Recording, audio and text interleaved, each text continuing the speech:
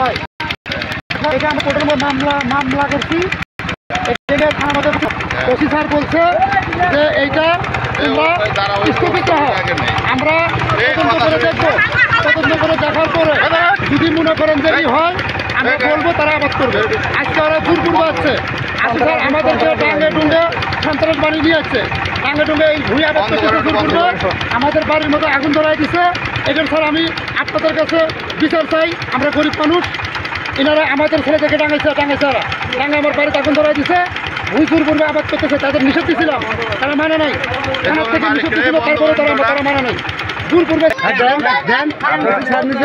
আমি বলছি বন্ধ রাখার সময় নেই, মানে আপনি কি আপনি গায়ের জোরে কথা বললে হবে?